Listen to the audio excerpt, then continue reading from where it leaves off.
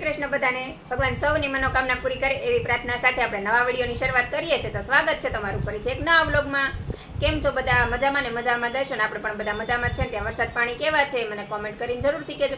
આપણે તો સવારનો વરસાદ આવે, જો કે આમ તો 4-5 દિવસથી સાતમ આઠમ પહેલાનો વરસાદ આવે છે એક ધારો. તો આજે સવારમાં થોડીક વાર તડકો આવ્યો તો મને એમ થયું કે કપડાં છે ને 2 વાળા ધોઈ નાખું. નાઇટ ડ્રેસ ને હમણાં 4-5 દિવસથી ધોયું નહોતું, કેમ કે રોજ નાઇટ ડ્રેસ પહેરવા ન હોય એટલે પછી રોજ ધોવા પડે. કેમ કે રાત આખી પહેરાવે ને અત્યારે ગરમી રાતે બહુ થાય તો પછી પરસેવો વળે તો ખાલી ઘટા કપડામાં વાસ આવે તો પછી કોઈ કપડાં પહેરવા ન ગમે. તો હમણાં 4-5 દિવસથી નાઇટ ડ્રેસ ન ધોવાને ને તમે નાઇટ ડ્રેસ ધોઈ નાખ્યા. જો અત્યારે આપણે કપડાને ઢગલો લઈને બેસી ગયા કપડાં હંકેલવા. તો આ બધા ધોયા હતા, તો આ બધા હુકાઈ ગયા. તો બધા હુકાઈ ગયા છે ને તો ઓલા કપડાં લઈને મેં કીધું હુકવી દો. તો બીજા ધોવા નાખ્યા ને તડકો વી ગયો ને વરસાદ જ આવ્યો. તો ત્યાર પછી વરસાદ આવે છે ને તડકો નીકળો જ નથી. તો અત્યારે વરસાદના કપડાં એમને બહાર મૂકવા છે. અને હવે આપણે જવાનું ધાર્મિક ભાઈ લેવા. તો હાલો આપણે ધાર્મિક ભાઈ પહેલાં લઈ આવી. અને શાકભાજી પણ લેવાનું છે અને દવણું પણ દળાવવા જવાનું છે. તો એ દવણું દળાવતા આવીને શાકભાજીને એવું લેતા આવીએ. અને ઓમભાઈને પણ મૂકવા જવાનું છે, કેમ કે ધાર્મિક સાયકલ લઈ ગયો તો ઓમને મૂકતી આવીશ ને ઓમ ધાર્મિકની સાયકલ ત્યાં લઈને ત્યાંથી ગયો જશે ને ધાર્મિક ભાઈને પણ આપણે લેતા આવીશું. જો જોરદાર વરસાદ આવે છે, પવન પણ એટલો ફૂંકાય છે અને વરસાદ પણ એટલો આવે છે. એટલો વરસાદ આવે છે, રોડ ઉપર પાણી આવી ગયું, એટલો વરસાદ આવી ગયો ઘડીકમાં. આમ કેટલું અંધાર, આમ તો પવન એટલો છે હરવાર ને વરસાદ તો આમ જો પાસે કેટલી આવે છે. ગેસ ધાર્મિક ભાઈને લેવા અને વરસાદ આવી ગયો છે, જોઈ શકો છો વરસાદ.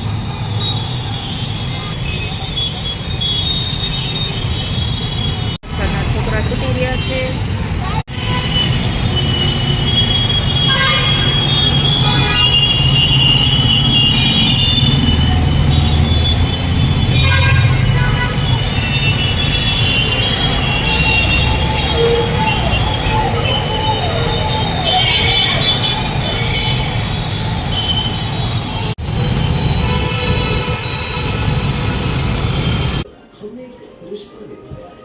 हिंदुस्तान के हर घर में एक गोकुल धाम बसाया है। जीवन में रखा क्या है वो मुझे 15 सालों से प्यार दिया और उनके आशीर्वाद मैं कभी नहीं भूलूंगा।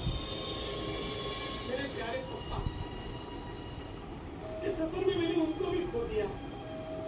वो मेरी प्रेरणा थे। एपिसोड देख के मुझे अक्सर कहा करते थे कि आपने बहुत हंसा और मुझे बहुत खुशी मिलती थी। ये तेरे बाद मुझे कोई सल्ता नहीं। भगवान करे बेटा तू जहाँ रहे खुश रहे।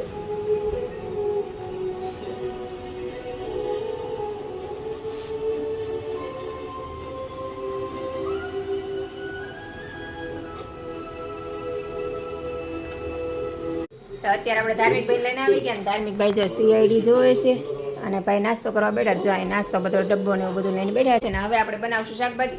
શાકભાજી પણ ત્યાં લઈને આવી જઈશું. અત્યારે તુરિયાનું શાક બનાવવાનું છે. દવણું લઈને અને આજે સવારના વાદળા છે એક ધારા, તો તડકો નીકળો નથી તો અંધારું અંધારું જ લાગે, લાઇટ કરવી પડે છે. તો જો અત્યારે આપણે તુરિયાનું શાક બનાવવાનું છે, મરચાં તળવાના છે. અમારા ઓમભાઈ જો આપણે ચોળાફળી લઈ આવીશું. તો એમાં ધમુભાઈને ચોળાફળી બહુ આવી, તો જો અત્યારે 2 પેકેટ ચોળાફળી લઈ આવી. અને હવે મમરાનો ચેવડો બનાવવાનો છે તો મમરાના પૌવા લઈ આવીશું. તો અત્યારે આપણે તુરિયાનું શાક ને એવું બધું બનાવી નાખીએ ને દવણું પણ દળાવીને આવી જઈશું અત્યારે. તો હવે આપણે રસોઈ બનાવી નાખીએ. આજ તો વેળીઓ બનાવવાનું મોડું થઈ ગયું હતું, કેમ કે આજે સવારનો એક ધારો વરસાદ આવે છે. તો હાલો હવે આપણે રસોઈ બનાવી નાખીએ. તો અત્યારે આપણે રસોઈ બનાવી કરવી નવરા થઈ ગયા. અને અત્યારે જો હું શ્રીમદનો આલ્બમ જોતી હતી બેઠી બેઠી. કાલે અમે બેડ ખોલ્યો હતો ને તો એમાંથી શ્રીમદનો આલ્બમ કાઢ્યો. તો જો અત્યારે હું બેઠી બેઠી શ્રીમદનો આલ્બમ જોતી હતી. તો આ છે મારા શ્રીમદનો આલ્બમ. જો આટલો મોટો શ્રીમદનો આલ્બમ છે. તો આ જો મેહુલ ધાર્મિકભાઈ માટે મકાઈ લાવ્યા છે, ગરમા ગરમ મસ્ત મજાની મકાઈ છે, દેશી મકાઈ લાવ્યા છે.